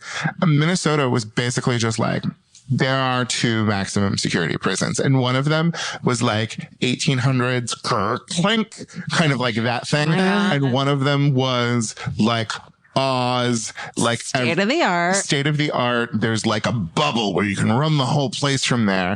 And they were making like kindergarten mats. That was the thing that they did, was they made little mats for kindergartners. Jesus. Oh, nice. And it was, terrifying. It was legit terrifying to see what life there would be like. Well, we talked about this when we were both watching the night of. We talk about it all the time, how it's like we want people that do horrible things to be locked away forever and no sentence seems long enough and all that stuff. Then you watch the night of and you're like, 4 minutes as a prisoner inside of any of those places is an absolute horror show nightmare. Like, then you it makes me think about it, the complexity of when you get, when you actually get found guilty for a crime like that and you go away for 11 years because you did this thing and you literally are delivered into the bowels of hell, and hopefully you stay alive. Like that does count for something. We always want it to be 50 years or whatever, but like, is 11 years enough when it's that level of suffering and fear and constant horror? Yeah, but what did you do to your victims that they had a similar experience? That's private. What I did to my victim. No, I know. No, absolutely. But it's also like, that's why I'm also so interested in like cases where it's like, did they get the right guy? Because the thought of walking in there and being like, I have 11 years and I didn't fucking do this. There's nothing more horrifying than those stories of, I was in there for 7 years and then like they got the DNA like technology to figure out I couldn't have remotely done this. Yeah. That's 100 years more. It's not 7 years. It's fucking dog years. It's right. I hate those stories so much. Yeah. The best time to think about home security is before you need it. That's exactly why there's Simply Safe. Traditional home security only alerts you after a break-in has already happened, and that's too late. Simply Safe is changing that. Simply Safe's US-based live agents identify threats on your property and help deter them so intruders never get to your house. The system is customizable so you can build one that fits your home and your specific needs. The 24/7 professional monitoring is effective and affordable and won't lock you into a long-term contract. I think that's what's so scary for so many people is that long-term contract. And like, whatever turns out you don't like it or need it, but they don't have that because they know you'll like it and you'll know that you need it and feel so much safer when you have it. Like at this point in my life, I would never go without a security system on my house. I just feel safer with actually having Simply Safe around. There's a whole staff at Simply Safe that's waiting to talk to you and help you out. Right now, you can get 50% off your new system by visiting simplysafe.com/MFM. That's half off at simplysafe.com/MFM. There's no safe like Simply Safe. Goodbye. Vacation planning should feel like a breeze, not a deep dive into countless travel sites searching for the best deal. With Cheap Caribbean's Budget Beach Finder, you can search every destination and every date all in one search. You'll save time and money with the Budget Beach Finder. Say goodbye to endless scrolling and tab hopping and hello to Budget Beach Bliss at your fingertips. Go to cheapcaribbean.com to try out the Budget Beach Finder and see just how stress-free vacation planning should be. Goodbye. Capture your favorite summer feeling with Pandora Jewelry. Discover a collection inspired by the sunshine, freedom, and unforgettable moments that make the season so special. Whether you're planning a weekend getaway, gathering with friends, or simply soaking up every sunny day, Pandora Jewelry offers meaningful pieces designed to celebrate your unique story. From sun-kissed metals that catch the light beautifully to personalized pieces ready to be engraved with your summer mantra, every detail is crafted to help you express yourself with confidence and style. Explore charms, bracelets, rings, necklaces, and more, thoughtfully designed to complement every adventure and occasion. Each design moves with you, from beach days and road trips to rooftop dinners, golden nights, and every memory in between. Layer your favorite looks, mark life's meaningful moments, and create lasting reminders of a season you'll never want to forget. Find the pieces that reflect who you are and where this summer takes you. Shop Pandora Jewelry's new summer collection in-store or online at pandora.net and let your summer unfold. Goodbye. Wrongly accused is like, it's just, it's how so do you convince people? So in that situation, you can sue for deprivation of your civil rights. I think if you can show sort of like misconduct on the part of or just sort of like failure to do their jobs properly. Their due diligence? Yes, on the part of the prosecution. And so like if someone else gets caught and convicted, then you can, like if they find someone else's DNA and they let you go, it's one thing. But if they find someone else's DNA and they find that person and convict them, that you probably have more leeway. Well, what you would do is if they find DNA that relates to your case, then there's a thing called a habeas corpus act where... Is it like Menses? Oh my God, I got my menses on my habeas corpus day. Habeas corpus is just, it means like present the body. And the thing is that's proof. Sexy. A direct thing where you get to go to an appeals court and say like, look, this means there's no possible way he did it. And those are the things that like people in jail are constantly trying to like pursue themselves. And you get occasional TV movies about the one guy who managed to like get himself out. The Innocence Project tries to do too. Right. And don't you think that Beyonce should record a song called Present the Body, where the chorus and then like in parentheses says habeas corpus. That's right. Exactly. Or the chorus. Yeah. Habeas chorus. So you should be, if there is DNA evidence of that sort, you should be doing a better job of getting yourself out there than the state is doing of prosecuting somebody else. Like it's on you. It's on you, but also it should be able to happen quicker, I would think, than the state going and trying to get that other person. From jail? We're saying there's an innocent person in jail. Yeah. And there is a person out there who actually committed the crime, that like the minute they find the DNA that couldn't possibly be yours, then your lawyer can file habeas corpus, and the police will be, or whoever it is and the DNA experts will all be like, nope. And you can get that done. And it seems like finding the person and all of that who actually did it would be a longer process than the habeas corpus. Okay. I don't understand. That's a lot. I don't know that I understand. You sounded real smart just now. Or sorry, are you just saying, as opposed to finding the guilty man, it's just proving it's not you? It's just proving it's not you. Okay. Got it. And like, it was just that, George's question was like, basically, can there be two people in jail for the same murder at the same time? And kind of no. Oh, got it. Unless they were like collaborated on it. Oh, what about the guy who eventually got prosecuted by the army? Oh, yeah. Did you hear that one? No. That's the crazy, when we start talking about double jeopardy. But I mean, anytime I'll just say a thing where I'm like, I'm pretty sure this is the word I should be saying, but I can't have like a debate about it because I don't really know what I'm talking about. But it was, you know. He got tried and convicted of a triple homicide. That got overturned, and he was declared innocent. Then they found years later, it's the Summerland Road murders. And then years later, they found DNA, once DNA technology was around, tying him to the murders. And so because they couldn't try him for double jeopardy, because he'd already been convicted and then deemed innocent.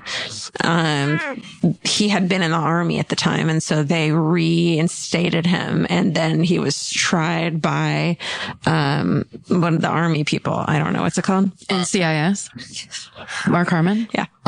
That's because those are different laws. And different jurisdictions. Not jurisdictions. No, because they're different laws because they're different jurisdictions. Right.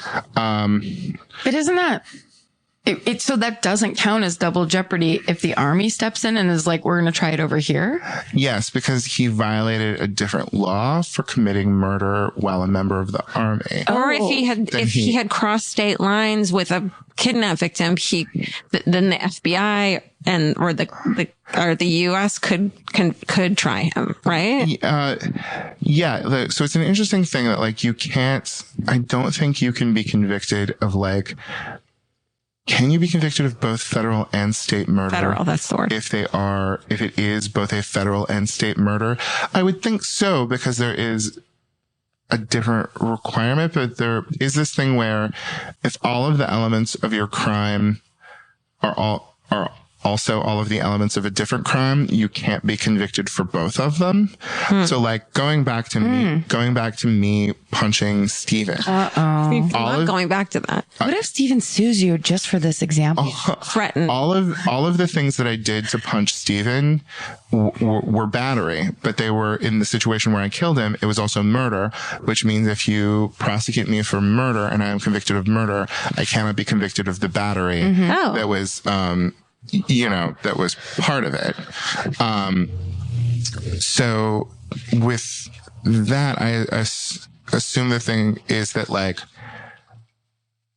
the failure was on the part of like the state law, because there was clearly some sort of technical failure in prosecuting it under the state law.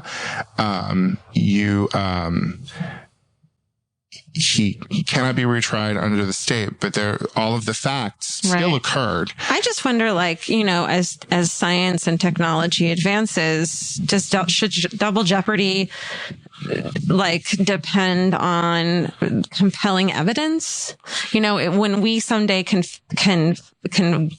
use, DNA in the fucking 90s wasn't what it is today in the early 2000s. And so there's so many cases that they're going to find something bigger in 2025 when we know more. And it is so hard. It is very, very hard when we constantly have new technology that gives us more information. And when you tried somebody under what criminal research was in 1984, you want to have another stab at it in 2016. Right.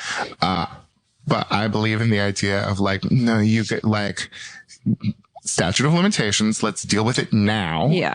And you kind of have to deal with it under the terms of now, and you can't go back and it's hard with things like cold cases and stuff like that. And it's also up to the prosecution to decide if they actually have a case that they can win. So if you don't, then you should fucking wait until you do.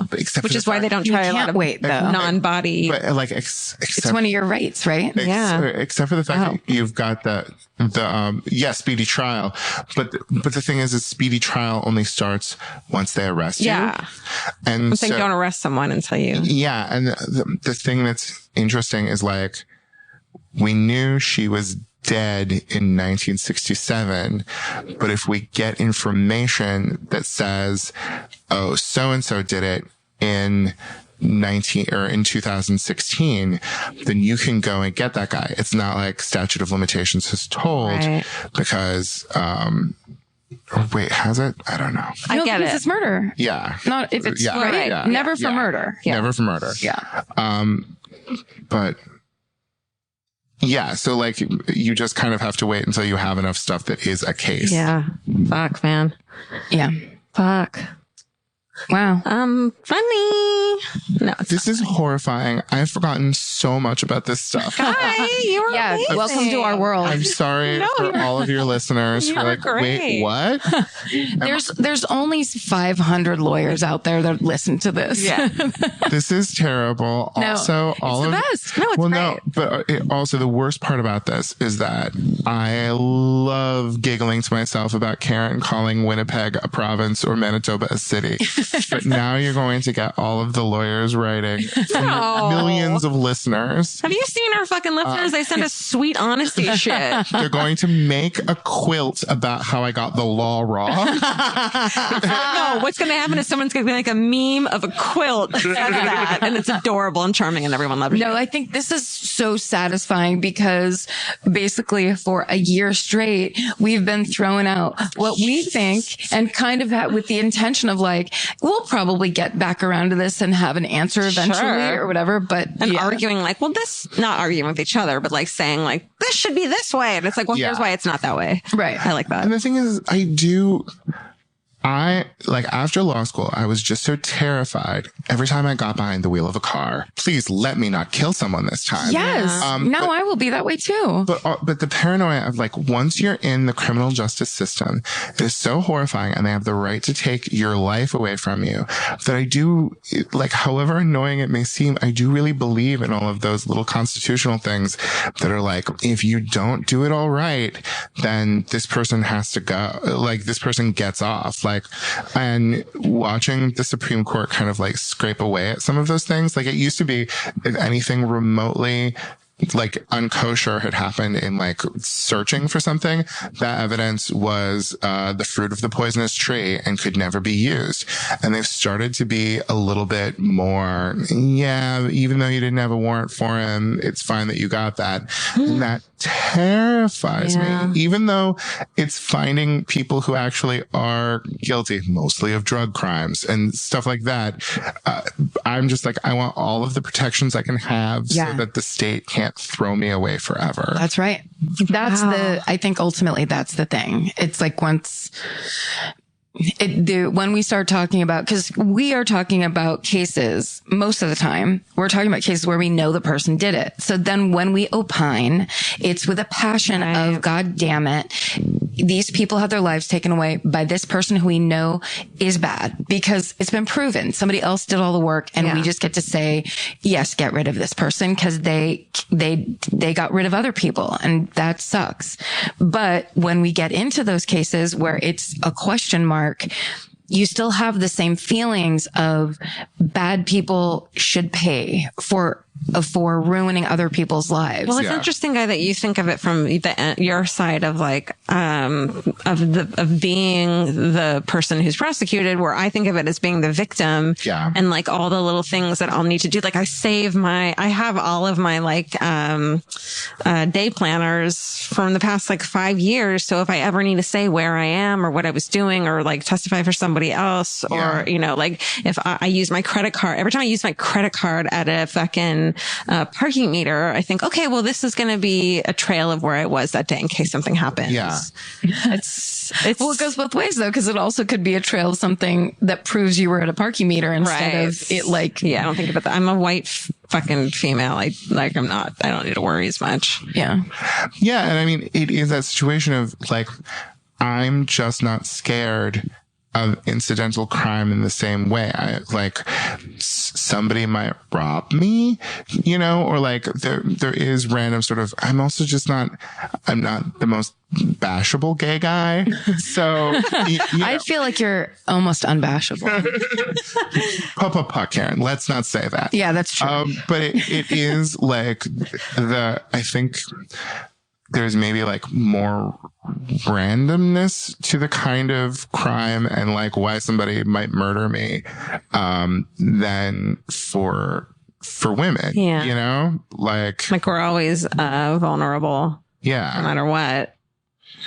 But also the weird thing about reading those cases and listening to your stuff is realizing that somebody can just like bounce into your world and for no reason cause such horror and pain for something that doesn't even make sense to me. And it's a shockwave of your family and friends and fucking peripheral people in your, it pisses me off so much that these fucking assholes can take away so much by just having a fucking random feeling to kill someone or drug addiction. So often it's just the dumbest. Yeah. Like they were on meth and they didn't know what they were doing, or they were on meth and it made them this crazy violent or whatever, where it's just like, but there's all these people that don't do meth and live legal lives. Well, I mean, the things where I do get into the mindset of the victim are more sort of like the evidentiary things of like, if this person's not around, we don't get to rely on the fact that they can't, that you're allowed to admit hearsay evidence for a dead person because, they can't testify on their behalf. And you think that's not fair? No, I think it's wonderful. The best thing. Like, there are parts of the law that like feel like magic, that really are just like such old ancient magic. And my favorite one is your dying utterance is always admissible. No. Yes. What? So your dying utterance. What? Is because the thing is like that's the name of this episode. Your dying utterance. It's hearsay. So hearsay is something you can't testify about stuff that somebody told you. You can only testify about stuff that you like experienced yourself. Fuck though. But when it is your dying utterance, because there's no you around anymore, like that is always admissible, and at least just to be considered. Yes. It doesn't mean like it does. It's just like throw that in there with everything else. Yes. Why is that? Okay. So my sister says to me, I'm really scared that my husband's going to kill me. And I say that, and she gets killed. And I say that's hearsay. Yes, it's hearsay, but hearsay is admissible some of the time. Okay. But if you were, as she was dying, leaned over and she said it in your ear, yes. He's the one that did it. That seems like, okay, that's fair, but that seems like the opposite of how it should be. Like she's been telling me this shit for years. Okay. Well, the thing is like, after your brother-in-law testifies about stuff about how things were fine. Andy, I love you. I know you're not a murderer. Yeah, I know. We have to say that. I just realized that was like that. The example sounds like. Yeah, like, I don't mean that. You're allowed. I mean, there is something about how, hearsay from dead people. There's a separate rule about hearsay from dead people being more admissible, but also you can admit hearsay to impeach his testimony. So if he says things were fine, right. Beth and I had the best of relationships, then we can bring Georgia to the stand and Georgia says, okay, she told me 19 times and I wrote them down on the little pad in my kitchen. Yeah. And the little pad from your kitchen is also admissible. Okay. That makes sense. I like that. And also emails these days, which last forever. So wonderful. I'm keeping a fucking pad in my kitchen from now on, and I'm writing down every time anything happens. Good idea. Right? Yeah, and then you can write a book. It's just dates. Just intense detail of every single thing that happens to you. Oh, yeah. My mom has a situation that Karen kind of knows about, that just like, where there might come a situation where she needs to testify about something.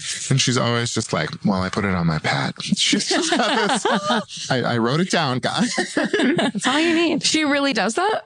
Yes. Oh my God, that's hilarious. That's why I keep my daily calendars is like, I'll remember something if I see that I went to this fucking doctor or whatever that year or that day. I mean, having documents for stuff is just so exciting from a legal perspective. You do discovery. That means the other side gets a copy of your calendar.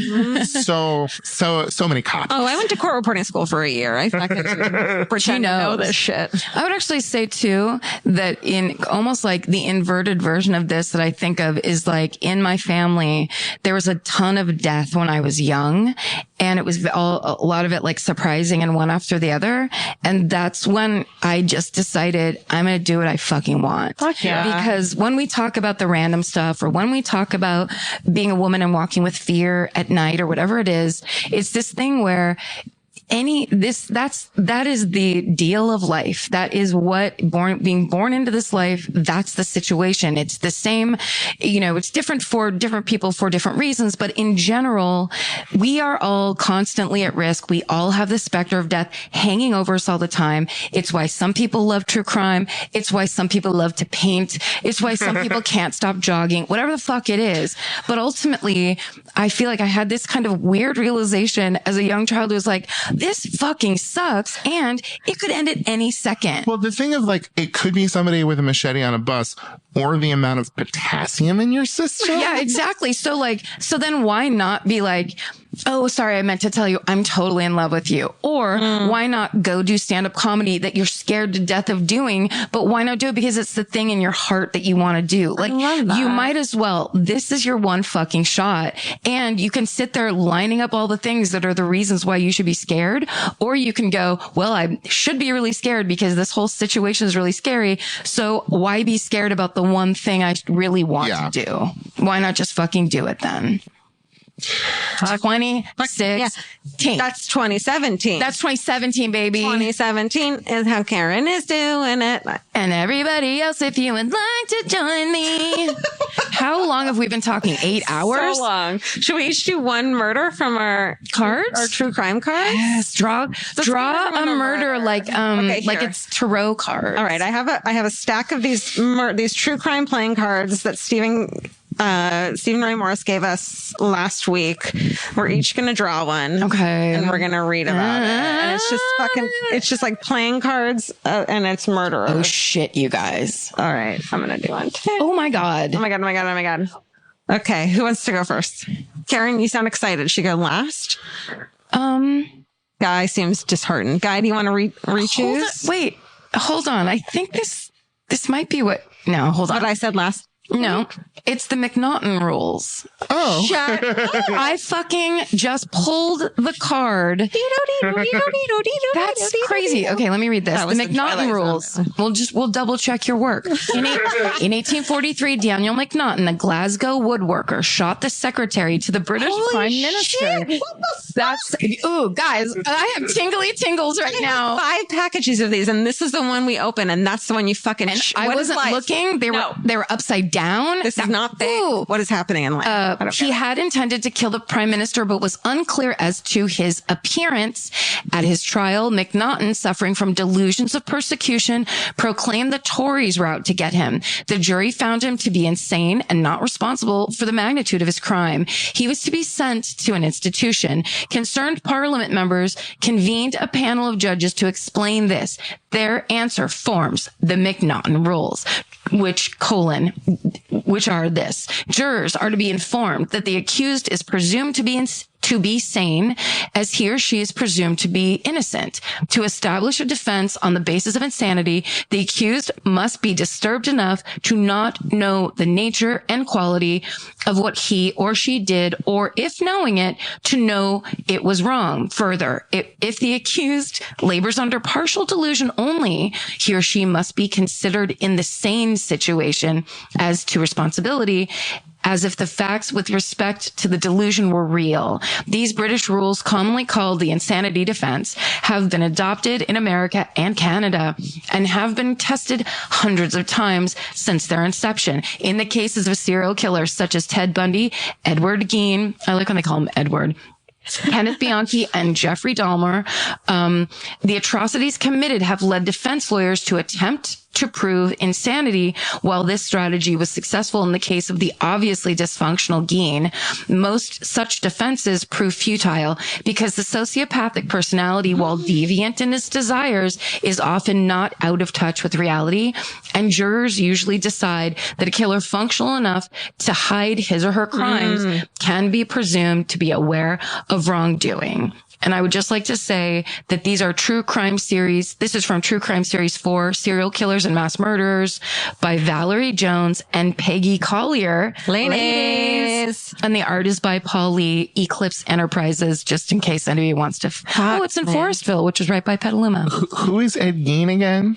Oh, Ed Gein is the one that basically killed several people, women in his town, killed his mother. Psycho was based on him as well as Silence of the Lambs. He's the one that made furniture. He wore his mother's face at night. Was there a nipple belt? Yes. Nipple necklace. A nipple belt. You're right. Fuck. And he danced with his, like, different parts of his mother under the moonlight. He was out of his goddamn mind. Do you guys hate the movie Copycat? You mean with Sandra Bullock? No, what was the one with Harry Connick Jr. and Sigourney Weaver? Oh, I like that movie. Oh, really? Yes. I always just thought that his serial killerness was so dorky compared to actual serial killerness. He hadn't refined his acting style as he had eventually done in Hope Floats. But I enjoy everything that's happening. Also because it's in San Francisco, right? Yes, it is. And it's amazing. And Sigourney Weaver wears a lot of suits, and Sigourney Weaver and Holly Hunter. But anytime Karen, is just on board for an actor, her love of Sandy Bullock, I'm just like, when Sandy cries, I cry. How can Karen love this? It's in me. I want to do it. Yeah, I think you want someone to dig that out, and I think Sandra Bullock does it for you every time. She does it, but I have to say, not the proposal Sandy, where she's kind of. The proposal is so good. It's good, but that's my Sandy is more 8 weeks notice. I will watch 8 weeks notice. Yeah. Anytime, wherever it is, beginning, middle, or end. Okay. I feel the same way. I'm the same way with Steel Magnolias. Oh, really? And Sleeping with the Enemy. I will fucking turn that on no matter what. That movie is so good. Steel Magnolias just goes down so smooth. It's so smooth. It's a gin and tonic on a hot day. It's wonderful. Yeah. All right. Do you want to go? You want to go last because you're the guest? Okay. Mine is terrible. I feel like it will be an anticlimax. Do you want another one? No, it's good. Go for it. Okay. Now I'm butting in. Okay. James Reagan. I'm going to guess by his fucking face and goddamn fedora that he's a mobster.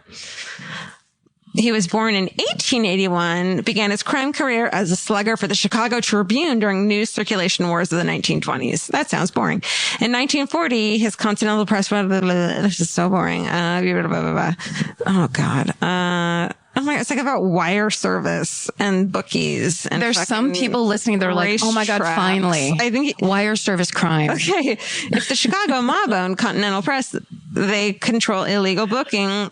It's about bookmaking and mobs. Throw it away. Rip it up. I'm not. I can't. I don't care. But they were going to kill someone eventually, and these are so boring. That there was wires involved made it a federal crime. Okay, I'm so excited. Okay, those G-men were going to come in and really take care of business. Look at the guy who looks creepy.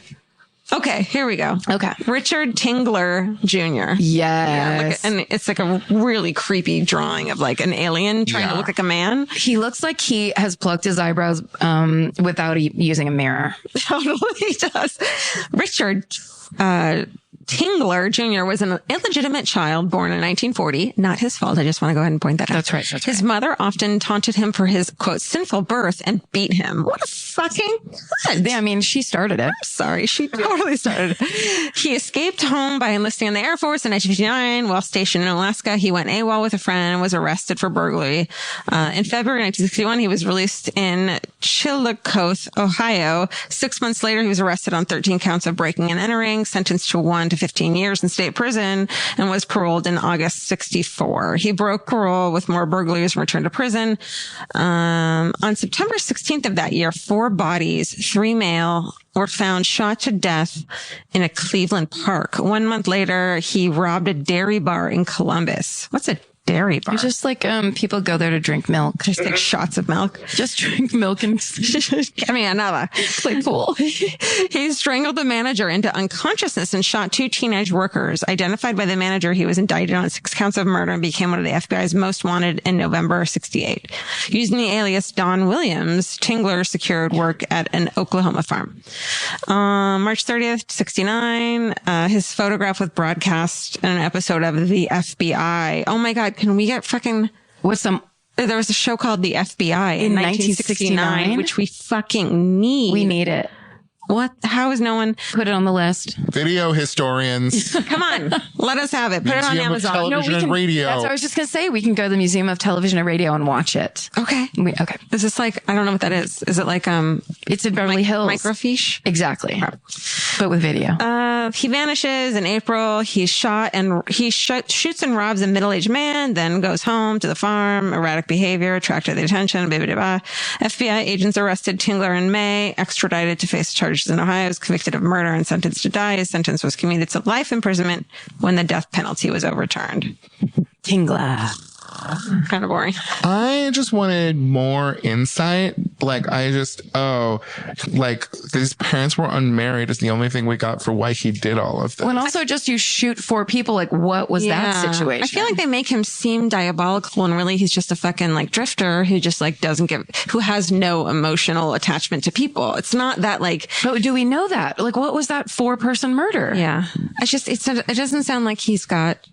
He's got any soul? He's missing a chip. Yeah. Were there more drifters in the 60s, yes. do you think? I feel like road car riders. Is that a thing?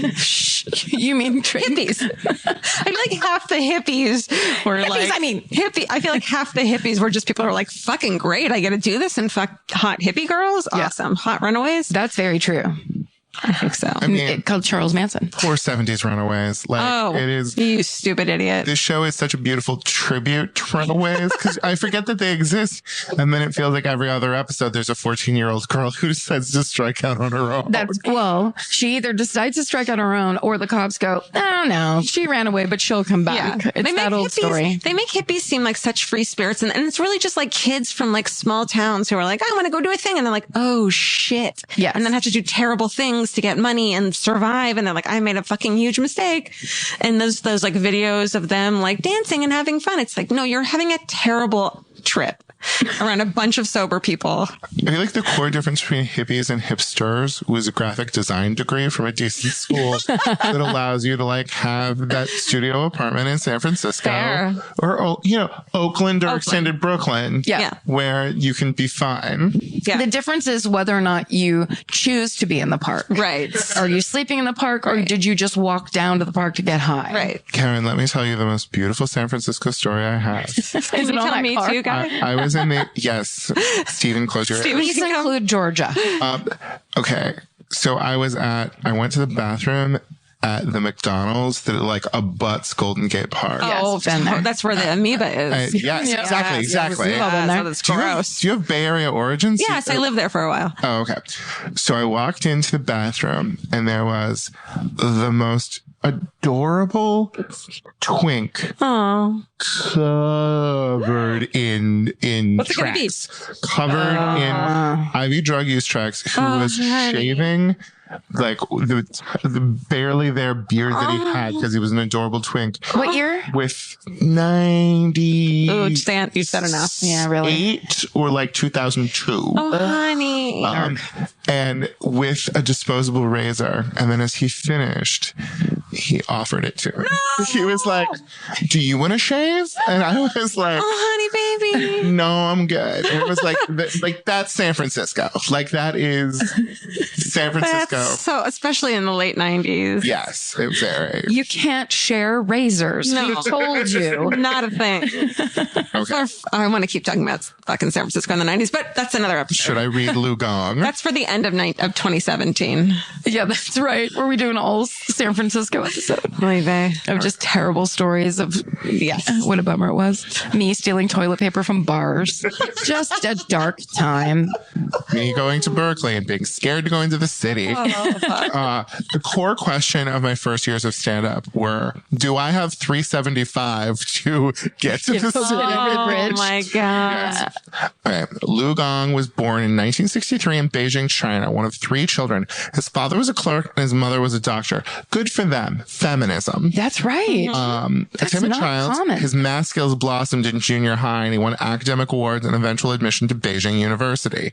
Upon graduation in 1985, he entered the University of Iowa to study physics. Oh, this is a terrible, like, we're taking like a Chinese guy to America's heartland to where all of our serial killers are. But nothing happened, right? Everything was fine. He's the guy on the card, though. We'll see. Upon graduation in 1985 at University of Iowa, in 1987, he took 2 roommates at his tiny apartment, but both found him slovenly and superior. He was a loner, bad-tempered, and not well-liked. He became a graduate assistant and qualified for a PhD program. Can I guess? Jesus. This guy's going to be a shooter. That's my guess. Kill his teacher. Mm-hmm. For giving him a bad grade. In the summer of 1987, an IU professor took Lu Gong to an international conference in Europe. Upon his return, he became disenchanted with physics. That happens to all of us. Me too, yeah. And his scores began to fail. He also began to pay prostitutes for companionship. Nothing wrong with that. Just hand-holding. In 1991, a large cash award he had hoped for was granted instead to a rival. He was incensed and began to file complaints. He also bought a gun. Here we go. Bought a gun. He received his doctorate, but still complained of a conspiracy against him. Nope, none. No. Just go get tenure somewhere. In September 1991, Lu Gong closed out his savings account, packed up his belongings, and sent them home. On November 1st, he walked into a graduate seminar and he shot his professor. Oh my God. You know that. It's like everybody wins on this one. And the professor's protege. I win. He calmly reloaded, walked into the department chairman's office, and killed him. As students called 911, Lu Gong killed the university associate vice president and the woman who had been handling the complaints. How we never heard about this? Poor administrative official. Oh my God. And wounded her secretary. Oh, I've been a secretary. That sucks. Then he went to an empty... She doesn't even get any of the glory of I'm a professor of this, but she gets all the same shit. She wanted to go home and watch fucking Nash Bridges and have a fucking white wine. All she did was file. Then he went to an empty room and killed himself. The 6-victim murder spree and suicide took 20 minutes. Wait, what year was it? Like in the 80s? Was he one of the first? 91. Was he one of the first college shooters, I wonder? Oh no, aside It's from... not in college, though. I wonder, if it's not out of college, do they call it a college shooting? Yeah, no, it was out of college. Yeah. It was at the University of Iowa. Yeah. Speaking of which, there's something I have to discuss with you guys after the show is over. Oh my God. What is it? Is it law? It's a school shooting that I've been planning. I've just been working on it. You know this is admissible in court. Yes, it is. Oh my God. That was crazy. That was crazy. Oh God, everything's the worst. It always ends this way. Can we have a good thing? Because I'm really this week has been shitty because I'm looking at Facebook too much and reading all these horrible fucking headlines and fucking Aleppo and all this crazy awful shit's happening. Yeah, let's talk about a good thing this week. I don't have one. Do you guys have one? I have a fake good thing that is just me attempting to leverage your ridiculous success and make it beneficial for me. But Georgia Hardstark is probably going to be guesting on my podcast podcast, Pop Rocket, in January. Yay. Oh, nice. I'm sorry. And also, let me be clear. When I said to Karen, hey, maybe I could come on and explain some legal things, it was not just me trying to get on your astoundingly successful podcast. City. It was me. Look, when we all listen to podcasts, we all want to yell back at the podcast, which is essentially the only reason I listen to podcasts who are just my friends. Yes. You're making me look important, and I'm gonna fucking Instagram it. It's also, great. We both win. You'll get to talk about murder things, but you'll also get to talk about some fun non-murder things. I don't know anything about non-murder. Also, we have a little information now. So going forward, whenever these things come up, at least we're going to be like, I think this was that thing Guy was talking about. However, and we can know what we're. That's exactly right. And we'll start wearing office outfits. I would say my good thing for the week is that I am lucky enough, and I mentioned this on our last episode, to be working on Guy Branum's new show for True TV called Talk Show, the Game Show. And we sit in a room. It's actually very much like the My Favorite Murder family, because we sit in a room with Jamie Lee from our Bell House episode. I love that. She's the greatest. We're our delicious. friend Louis Katz, who is so hilarious, and Chase Bernstein, who is a hilarious stand-up comic, who is our writer's assistant. And we sit in that room and we spend, 45 minutes working on the script we're supposed to get done relatively soon. And then we spend the rest of the day laughing our asses off and very actively talking about, the discussion starts about what we need to figure out for the thing. And it'll always end up in some kind of inner stand-up theorizing that is so hilarious. And I just feel grateful that I have a job that, instead of draining me of my lifeblood, the time goes by so fast, and it is so enjoyable. And the opposite of stressful for fucking once. It is the most fun. And I find so fascinating that headspace where you're trying to find something to be depressed or scared or sad about. A friend of mine was recently just obsessing about the possibility that he might die. And I'm like, you will die. Yeah. But the thing is he's happy. He's happy, and he's trying to figure out a reason that he doesn't deserve to be happy. Well, it's scary to be happy. So he's imagining that will be taken away from him. And I think there is something so fascinating about that dynamic. Yeah. Or that that mindset of that's where you're going right now, and you don't have to. I beat myself up about that a lot.